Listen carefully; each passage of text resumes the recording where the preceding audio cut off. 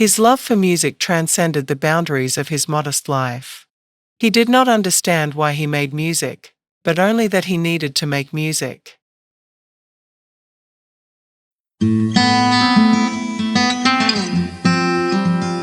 Welcome to Opportuno, Episode 54, Symphony of Serenity.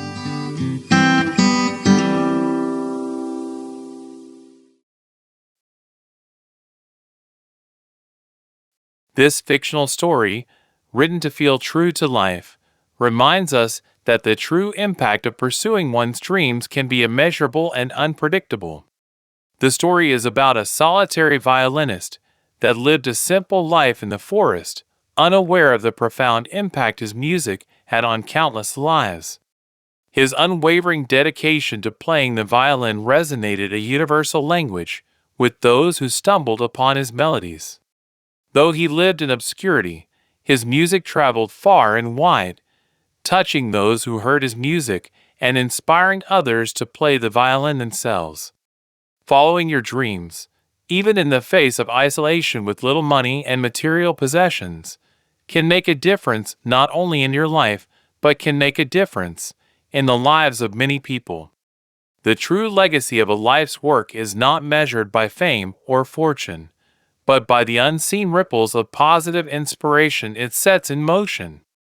Now, on with the story, Symphony of Serenity.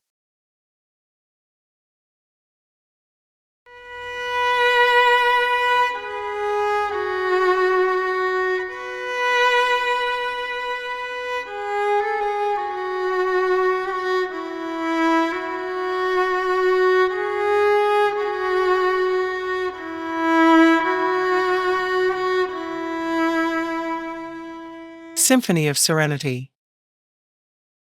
Deep within a forgotten forest, where ancient trees stood sentinel and babbling brooks rippled a musical melody accompanying the songs of forest birds, there lived a man named Amadeo. His home was but a humble tent nestled under the canopy of the forest, a sanctuary from the world's chaos where only the whispers of nature and the strains of his violin held sway. Amadeo was a man of simple means, his days spent in communion with the land, tending to its needs and finding solace in its embrace, and the friendship of his dog named Treble. But within Amadeo was an ember of passion for music that illuminated the darkness of his existence. His love for music transcended the boundaries of his modest life. He did not understand why he made music, but only that he needed to make music. Each evening, as the shadows lengthened and the world slipped into slumber, Amadeo would retreat to his tent, his fingers caressing the weathered strings of his beloved violin. With each stroke of the bow, he wove a tapestry of sound that echoed through the forest, a symphony born of longing and joy, sorrow and hope. Unbeknownst to Amadeo, his music was not confined to the solitude of the forest. No, it wandered on the wings of the wind to the farthest reaches of the earth. And there, among the hustle and bustle of distant lands, people would gather, drawn by the siren song of a solitary violinist hidden deep within the woods. They came from across oceans and continents, pilgrims in search of something intangible yet undeniably real, indescribable beautiful music. They would trek through untamed wilderness, guided only by the haunting melodies that beckoned them ever closer to their destination.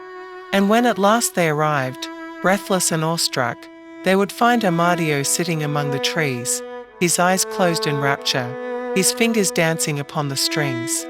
People would gather around him in reverent silence and simply listen.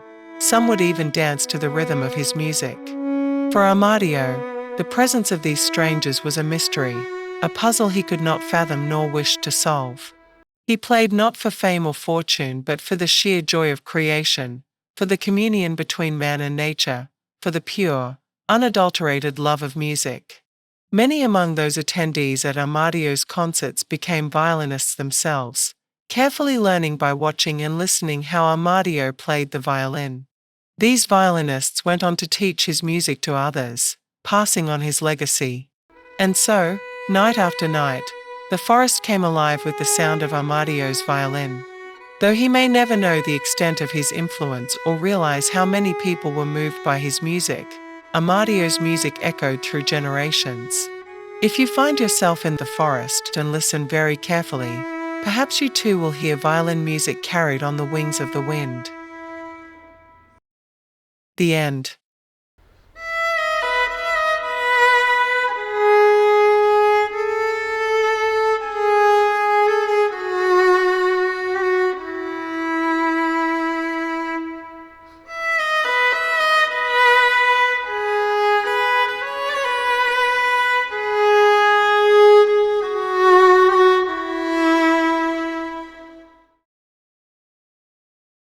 That's all for now.